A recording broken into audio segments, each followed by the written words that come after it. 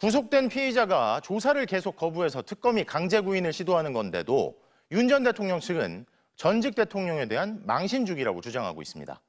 그러면서 또 한편으로는 윤 전 대통령은 이제 일반 국민의 한 사람이 됐다면서 특검이 압박을 멈춰야 한다고 요구하는데요.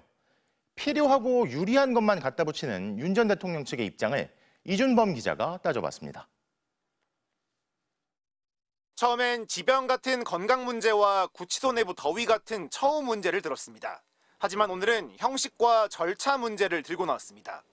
전직 대통령 조사를 위해 수사기관이 구치소를 방문한 사례가 있다고 하면서 특검이 망신주기를 하고 있다고 주장한 겁니다. 가장 최근의 전직 대통령 방문 조사는 바로 윤석열 전 대통령 본인이 서울중앙지검장이던 시절에 이루어졌습니다. 박근혜 전 대통령은 구속 직후엔 구치소 안에서 조사를 받기도 했지만 2017년 12월 추가 혐의가 포착됐을 땐 구치소로 찾아온 수사팀을 돌려보냈습니다. 2018년 3월 구속됐던 이명박 전 대통령은 당시 검찰의 3차례 방문 조사를 모두 거부했습니다. 구속 후에도 검찰은 주변 사람들을 끊임없이 불러 조사하고 있고 이런 상황에서 공정한 수사를 기대하는 것은 무망하고 자신이 검사일 때 비판받던 전직 대통령의 행태를 본인이 따라하고 있는 겁니다. 더구나 윤 전 대통령 측은 방문 조사에 응할 것인지도 명확히 밝히지는 않았습니다.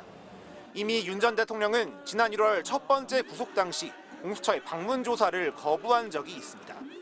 윤 전 대통령 측은 윤 전 대통령이 이제 일반 국민의 한 사람이 됐다고 규정하며 부당한 겁박을 멈추라고도 요구했습니다.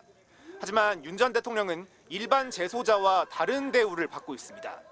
교정당국은 전직 대통령인 점을 고려할 때 강제적 물리력을 동원하기는 어려웠다는 점을 강제구인 실패 사유로 설명했습니다. 특검은 방문 조사가 오히려 특혜가 될 수 있다며 윤 전 대통령이 계속 출석에 불응하면 구속 기간을 연장하지 않고 곧바로 기소를 하는 방안도 검토하고 있습니다. MBC 뉴스 이준범입니다.